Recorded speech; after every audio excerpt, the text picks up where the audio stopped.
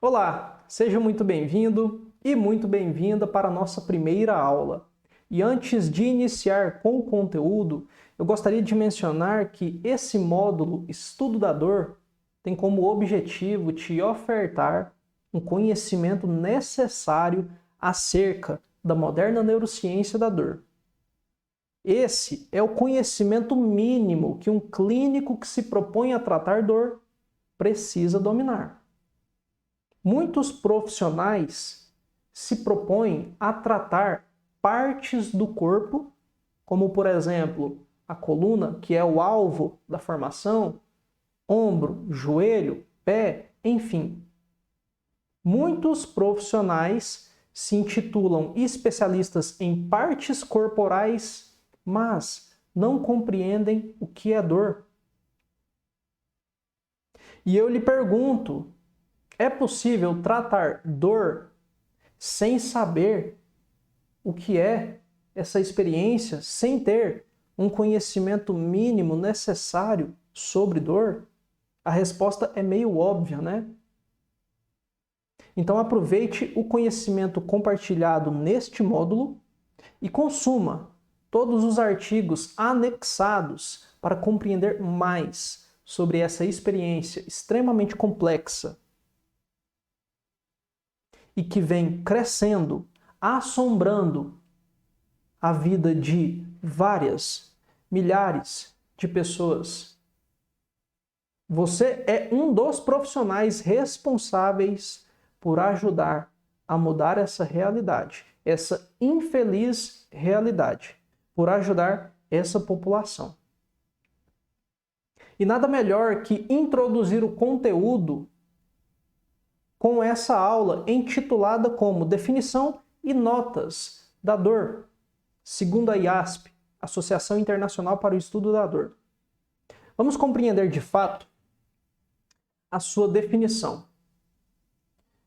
A IASP é a organização responsável por nos proporcionar a definição oficial de dor para nortear a prática de todos os profissionais que se propõem a tratar dor, independente da profissão, seja médico, fisioterapeuta, psicólogo, nutricionista, enfim.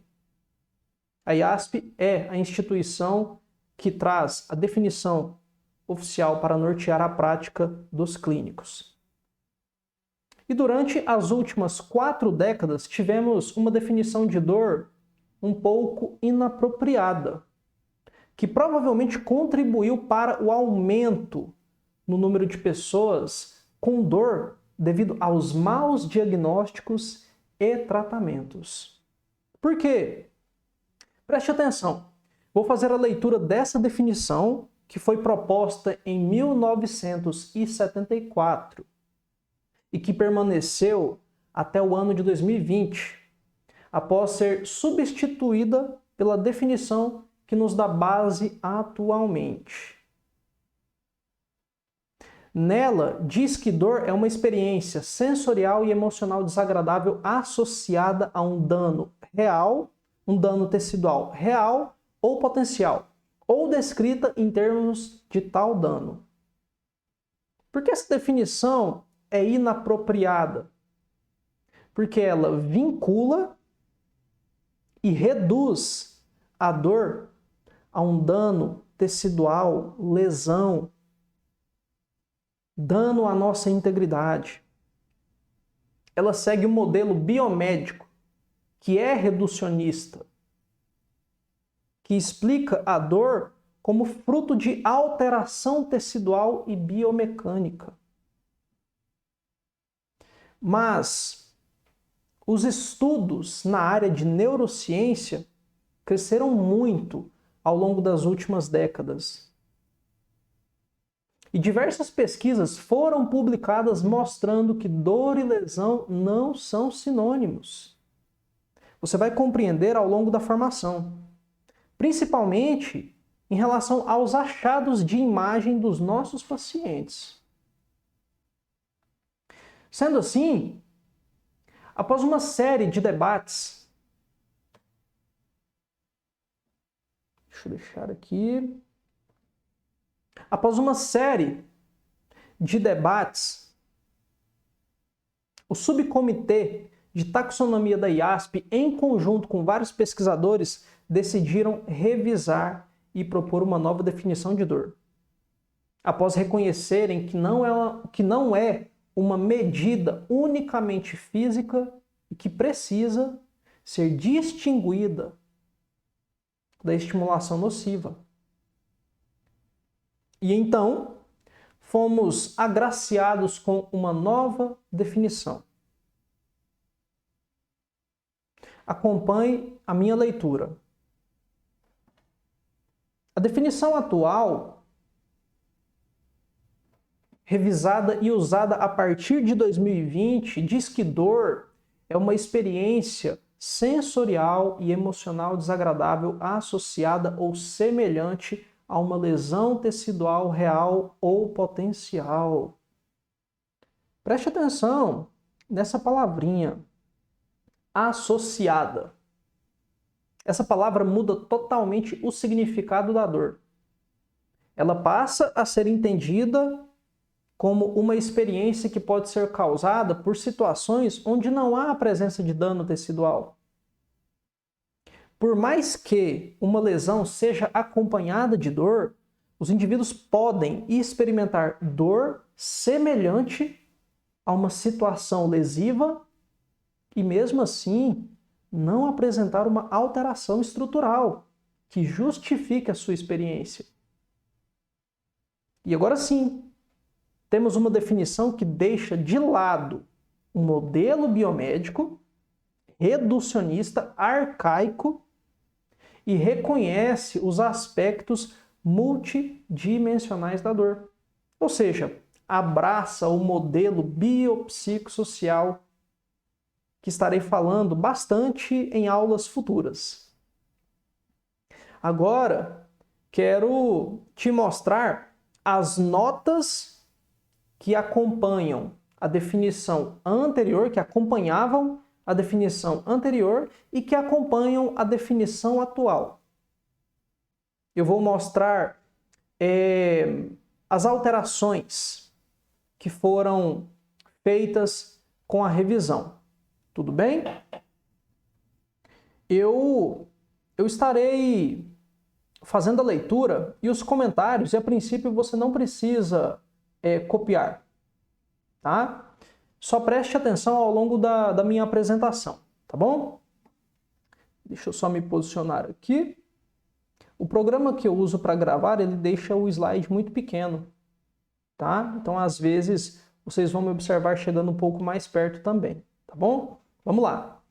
A antiga nota diz que a dor é sempre subjetiva. Cada indivíduo aprende a aplicação da palavra por meio de experiências relacionadas à lesão no início da vida. Os biólogos reconhecem que os estímulos que causam dor são suscetíveis a danos nos tecidos. Consequentemente, a dor é a experiência que associamos a danos teciduais reais ou potenciais. E aqui já podemos observar um erro. Aprendemos, sim, a aplicação da palavra dor com experiências vividas, mas não necessariamente sofremos lesões no início da vida para sentir dor, para experimentar dor. Por exemplo, tropeçar e cair pode causar dor e, mesmo assim, não ter a presença de dano tecidual. Todos nós, na infância, experimentamos dor em situações variadas, sem ter a presença do que chamamos de machucado. Certo? Continuando com a leitura. É inquestionavelmente uma sensação em parte ou partes do corpo, mas também é sempre desagradável e, portanto, também é uma experiência emocional. Ok. As experiências que se assemelham à dor, por exemplo, picadas, mas que não são desagradáveis, não devem ser chamadas de dor. Experiências anormais desagradáveis, disestesias, também podem ser dor, mas não necessariamente, porque subjetivamente podem não ter as qualidades sensoriais usuais da dor. Aqui já temos uma confusão. Dor é dor e para ser dor precisa ser desagradável, como traz a definição atual. Mas disestesia não é dor. Dor e disestesia são fenômenos diferentes, tá bom? Continuando. Muitas pessoas relatam dor na ausência de danos nos tecidos ou em qualquer fisiopatologia provável. Geralmente isso acontece por razões psicológicas. Presta atenção no erro, tá? Não há como distinguir sua experiência daquela causada por dano nos tecidos. Por danos nos tecidos. Se fizermos o relato subjetivo. Se eles, pacientes, consideram sua experiência como dor e a relatam da mesma maneira que a dor causada por dano nos tecidos, ela deve ser aceita como dor. Aqui são os pacientes incompreendidos, que não apresentam uma alteração tecidual, tá? Essa definição evita vincular a dor ao estímulo. A atividade induzida no noceptor e nas vias noceptivas por um estímulo nocivo não é dor, que é sempre um estado psicológico, embora possamos apreciar que a dor geralmente tenha uma causa física próxima. Aqui você pode observar que a antiga definição não compreende o paciente que sofre com dor e não apresenta alterações estruturais, teciduais, biomecânicas, para justificar a experiência de dor. Essa nota contribui para as interpretações equivocadas e as falácias, como dor de causa psicológica e ou coisa da cabeça do paciente. Toda dor é real. Não existe dor psicológica. Não existe coisa da cabeça. Infelizmente, a antiga definição de dor contribui muito para os diagnósticos falsos positivos, tratamentos inapropriados e deixa de compreender e ajudar muitos pacientes, Deixou de compreender e ajudar muitos pacientes. Por causa desse tipo de nota que muitos profissionais não assumem a ignorância, inabilidade de compreender o paciente e os rotulam como você não tem nada. Muitas pessoas são tratadas como frescas. Mas a dor é real. Ela está lá, perturbando, causando limitação, causando sofrimento. Certo? Agora, vamos conferir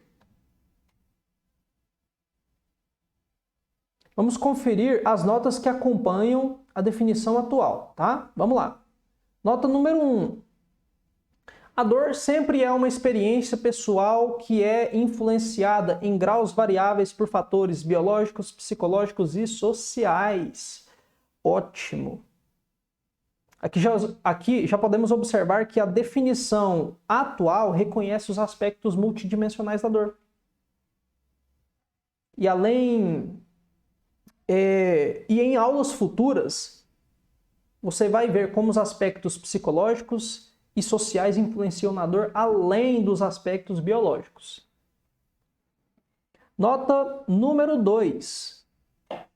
Dor e nocepção são fenômenos diferentes. A dor não pode ser determinada exclusivamente pela atividade dos neurônios sensitivos.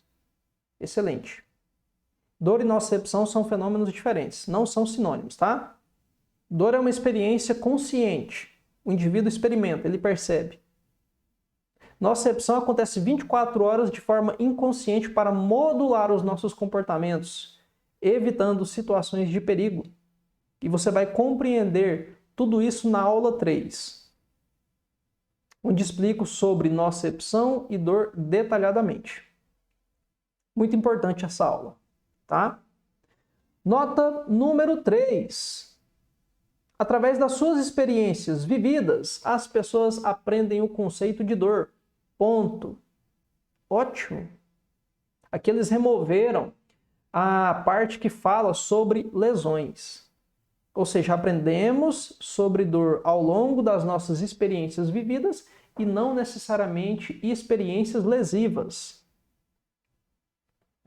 Nota número 4. O relato de uma pessoa sobre a experiência de dor deve ser respeitada. Deve ser respeitado. Essa nota tem como função parar de rotular os pacientes como coisa da cabeça, frescura, dor psicológica. Ela coloca os profissionais e demais pessoas, como por exemplo familiares, amigos, para respeitar e tentar compreender a experiência de dor do próximo.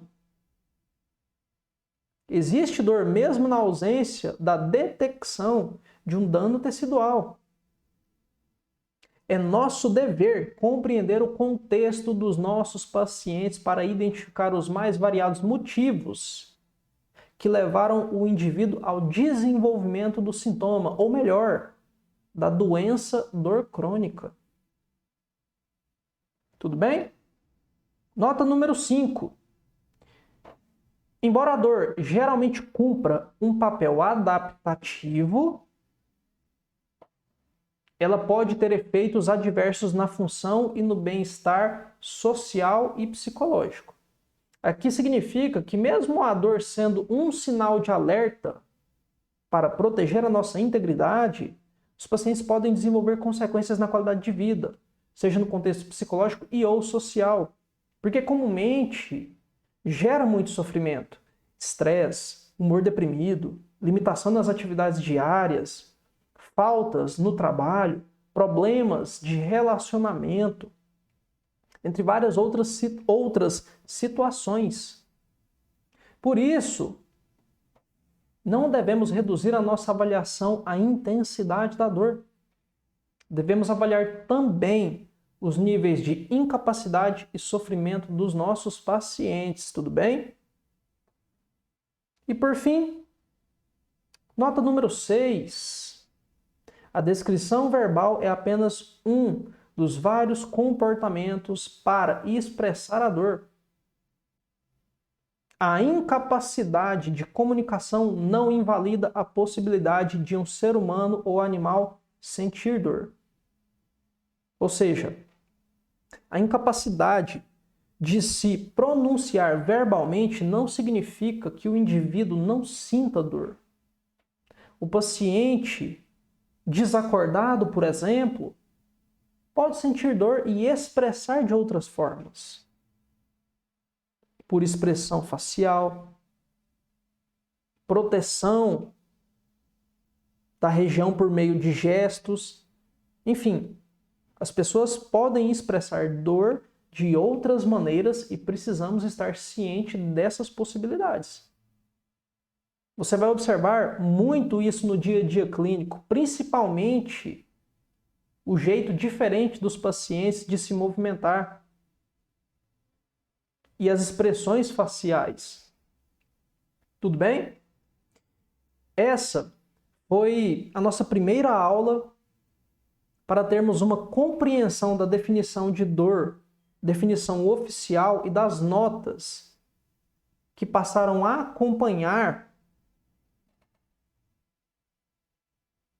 Só passando para o próximo slide, tá? Que passaram a acompanhar essa revisão desde 2020.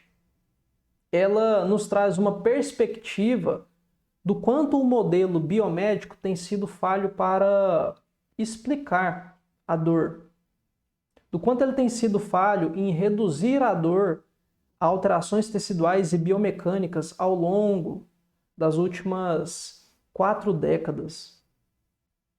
E mostra que dor é uma experiência biopsicossocial desagradável. pessoal e que requer a habilidade de um olhar clínico, multidimensional e empatia por parte do profissional. É o que você vai aprender ao longo da formação. Espero que esse momento tenha sido proveitoso e te aguardo na próxima aula. Até logo!